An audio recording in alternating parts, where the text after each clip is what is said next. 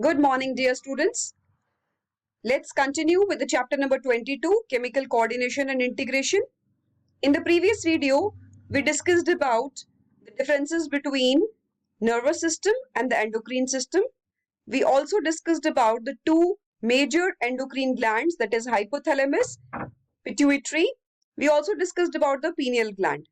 Now let's come over to the next gland, which is the thyroid gland. Now, thyroid gland is a small butterfly-shaped gland located at the base of the neck. So here you can see this gland which is located in the base of the neck is called as this is located below the tracheal thyroid cartilage. This is the thyroid gland.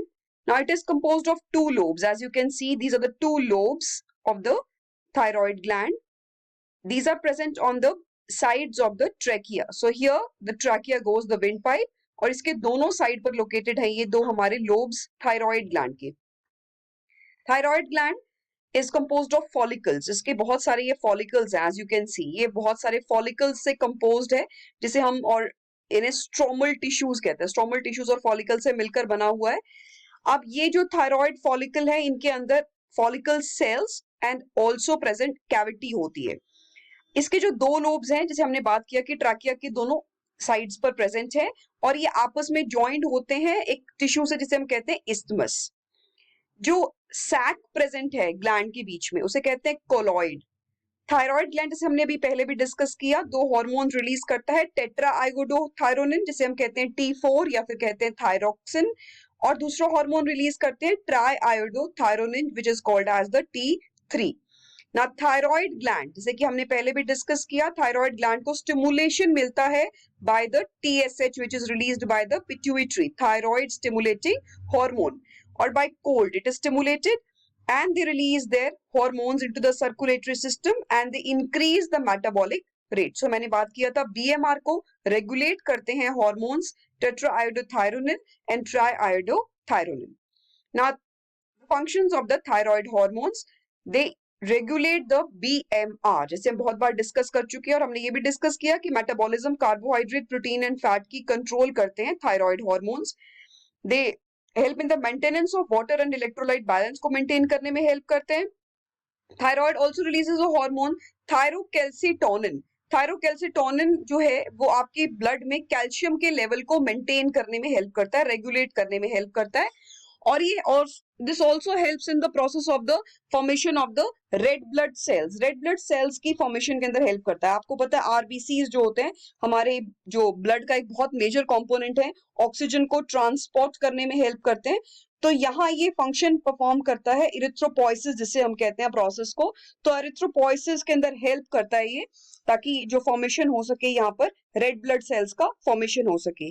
इसके साथ ही जो हम बात कर रहे हैं कि ये जो टीसीटी की हमने बात किया कि थायरोकैल्सिटोनिन जो है जो ब्लड कैल्शियम लेवल को आपके रेगुलेट करता है. तो बेसिकली करता क्या है ये ब्लड में से कैल्शियम जो है उसको वहां से ट्रांसपोर्ट करता रहता है टू द बोन्स जिससे कि बोन्स की स्ट्रेंथनिंग करता है. तो बेसिकली टीसीटी को हम बोन स्ट्रेंथनिंग हार्मोन भी कहते हैं इसीलिए क्योंकि बोन्स का जो ये स्ट्रेंथन करता है by the deposition of the calcium from the blood to the bones. Next we'll discuss about the thyroid disorders. Thyroid disorders जो है हमारे पास दो तरीके से हो सकते हैं obviously because release of hormones can be low, it can be high. तो अगर रिलीज ऑफ हार्मोन ज्यादा है दैट्स कॉल्ड एज हाइपरथायरॉइडिज्म, और अगर रिलीज ऑफ हार्मोन कम है then that's called as hypothyroidism. Hypothyroidism और मिक्सेडिमा ये कंडीशन है जिसमें कि लो थायराइड हार्मोन प्रोडक्शन हो रहा है. मिक्सेडिमा के सिम्टम्स होते हैं फेशियल ब्लोटिंग जैसे आप देख सकते हैं कि स्वेलिंग होना स्टार्ट हो जाएगा, वीकनेस आ सकती है, कोल्ड इंटॉलरेंस हो सकता है, लिथार्जी मतलब सुस्ती आती रहती है, altered mental status mentally upset हो सकता है, oily skin and hair. These are the symptoms of the myxedema. Next, we'll discuss about the hyperthyroidism. Now, hyperthyroidism is commonly called as the Graves' disease. Now, the signs and symptoms are insomnia, fatigue, tachycardia. Tachycardia means जो आपका heart bit rate है वो regular या irregular कुछ भी हो सकता है लेकिन इंक्रीज्ड होगा, एक नॉर्मल से जो हार्ट बीट है वो बढ़ जाएगा. हाइपरटेंशन हो सकता है, हीट इंटॉलरेंस जैसे हमने भी पहले पढ़ा हाइपोथायरॉइडिज्म के केस में कोल्ड इंटॉलरेंस रहता है, जबकि हाइपरथायरॉयडिज्म के केस में क्या रहेगा, हीट इंटॉलरेंस रहेगा, वेट लॉस हो जाएगा बॉडी का।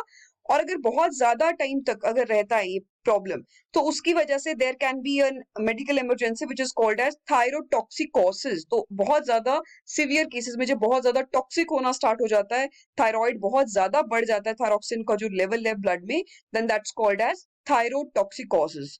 तो यहाँ पर एक और सिम्टम हमें पता लगता है, एक्सोप्थाल्मस। एक्सोप्थाल्मस का मतलब क्या होता है, जिसमें आईज जो है वो बल्ज हो जाती हैं, जैसे हमने अभी यहाँ पर डिस्कस किया था। Look at this.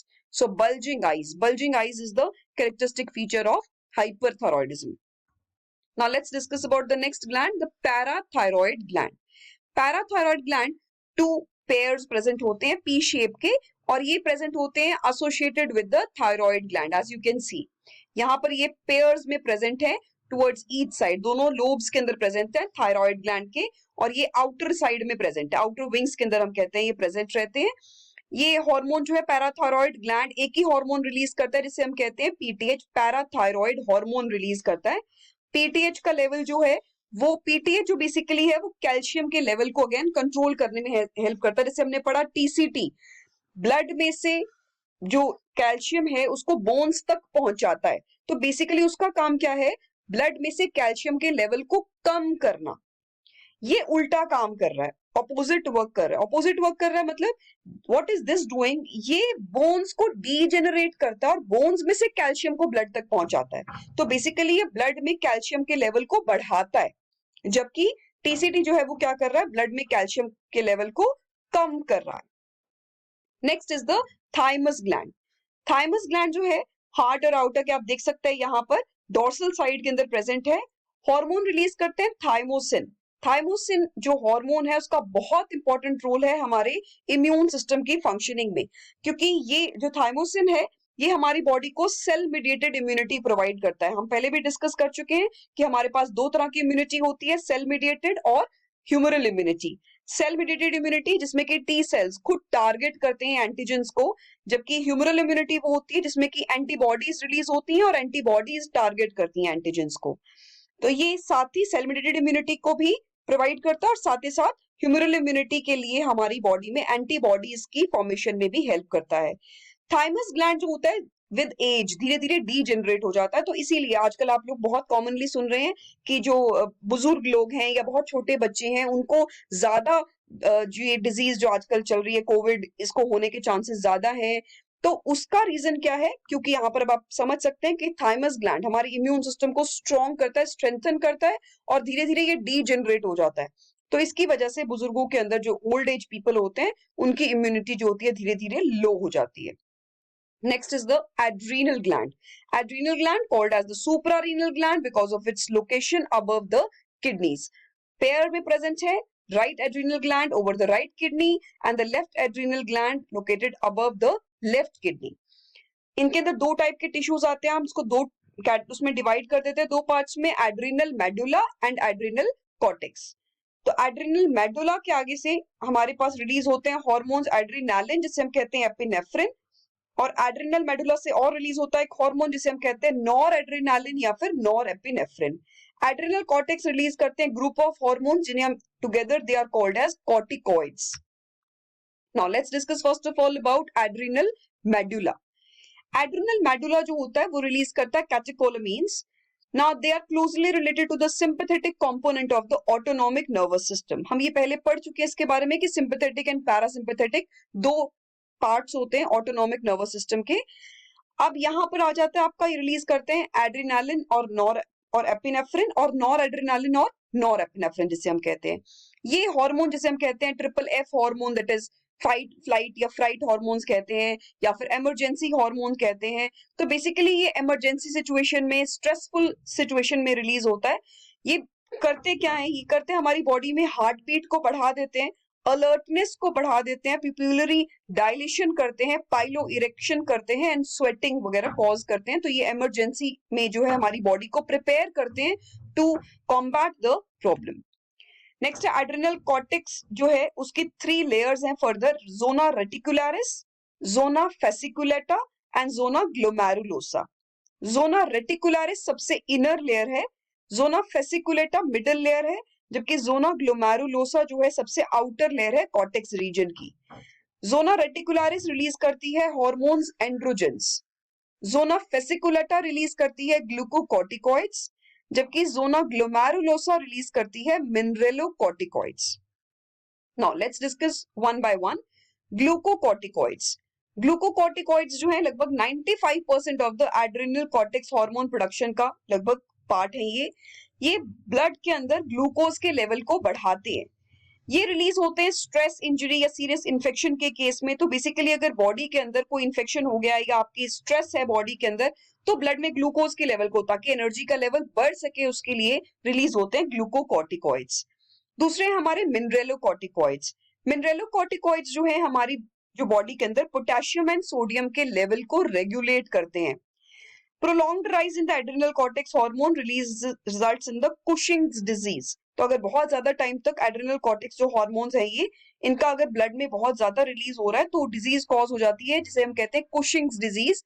Cushing disease के क्या सिम्टम्स रहते हैं कि बहुत ज्यादा ब्लड शुगर का लेवल बढ़ सकता है, या बॉडी फैट का डिस्ट्रीब्यूशन बहुत अनयूजुअल कंडीशंस में होना स्टार्ट हो जाता है, और रैपिड मूड स्विंग्स आती है, बहुत ज्यादा गुस्सा, बहुत ज्यादा एकदम से ही बहुत अच्छा मूड हो जाना। सो मूड स्विंग्स बहुत रैपिड रहते हैं in the case of Cushing's disease. Next is adrenal hormones, एक जो हमारे पास सेकेंड कैटेगरी थी। अब हमने एक बात कर रहे थे मिनरेलोकॉर्टिकॉइड्स की, और if there is an increase in the mineralocorticoids का लेवल भी बढ़ रहा है तो सीरियस इन इलेक्ट्रोलाइट इम्बैलेंस हो जाएगा, क्योंकि हमारी बॉडी में इंक्रीज्ड पोटेशियम का एक्सक्रीशन हो जाएगा बाय द किडनीज, जिससे कि डिजीज हो सकती है, जिससे प्रॉब्लम हो सकती है हाइपोकैलेमिया। ना सोडियम भी रिटेन कर लेगा किडनी, जिसकी वजह से प्रॉब्लम हो सकती है। Now, next we discuss about the functions of the adrenal medulla and the cortex. Now, adrenal medulla, अब यहाँ पर आप देख सकते हैं कि जो इंटीरियर पार्ट है एड्रिनल ग्लैंड का, that's called as the adrenal medulla, और जो एक्सटीरियर, ये जो बाहर वाली जो लेयर है, that's called as adrenal cortex, जिसकी हमने पढ़ी आगे 3 फर्दर लेयर्स हैं, the external layer, the internal layer, the middle layer. चलिए अब बात करते हैं हम दोनों के रिस्पॉन्सेज में किस तरह से डिफरेंस आता है।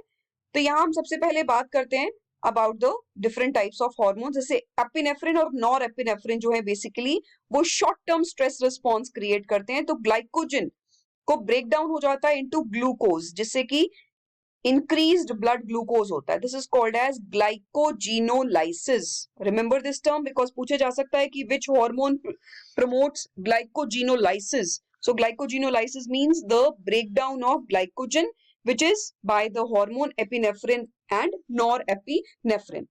Increased blood pressure हो सकता है, increased breathing rate cause कर सकता है, increased metabolic rate cause करेगा, और साथ ही ब्लड फ्लो का जो पैटर्न है उसको चेंज कर देगा, जिसकी वजह से अलर्टनेस ज्यादा बढ़ जाएगी, और डाइजेस्टिव और किडनी तक कम पहुंच रही है जो आपका ब्लड सप्लाई है, लेकिन स्किन में हार्ट तक यहाँ पर ज्यादा पहुंच रही है, जिसकी वजह से अलर्टनेस जो है वो इंक्रीज हो जाएगी। जबकि जो मिनरेलोकॉर्टिकॉइड्स हैं और ग्लूकोकॉर्टिकॉइड्स हैं, इनका जो रिस्पॉन्सेज रहते हैं वो रहते हैं लॉन्ग टर्म स्ट्रेस रिस्पॉन्सेज रहते हैं। जैसे हमने अभी पढ़े मिनरेलोकॉर्टिकॉइड्स ये हेल्प करते हैं retention of sodium ions and water bye kidneys, और हेल्प करते हैं increased blood volume and blood pressure को इंक्रीज करने में। जबकि ग्लूकोकॉर्टिकॉइड्स जो है ये प्रोटीन्स का ब्रेक डाउन करने में हेल्प करेंगे, फैट्स का ब्रेक डाउन करने में हेल्प करेंगे। तो लिपोलिसिस जैसे लिपिड्स का ब्रेक डाउन, प्रोटियोलिसिस प्रोटीन्स का break down is by the glucocorticoids, and these are further converted into glucose, जिससे कि ब्लड में ग्लूकोज का लेवल बढ़ जाता है। इम्यून सिस्टम में भी सप्रेस्ड। अब यहाँ पर ध्यान रखना है कि ग्लाइकोजिनोलाइसिस कॉज करते हैं एपिनेफ्रिन और नॉरएपिनेफ्रिन, जबकि lipolysis and proteolysis is caused by glucocorticoids.